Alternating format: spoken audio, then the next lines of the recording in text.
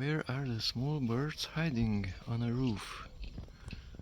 Small birds are hiding between the metal plate and this black textile material under.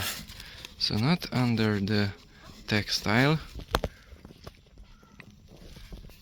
where there is wood and textile above it, but between the metal and the textile. There. So small birds are getting in there, below the metal and above the textile.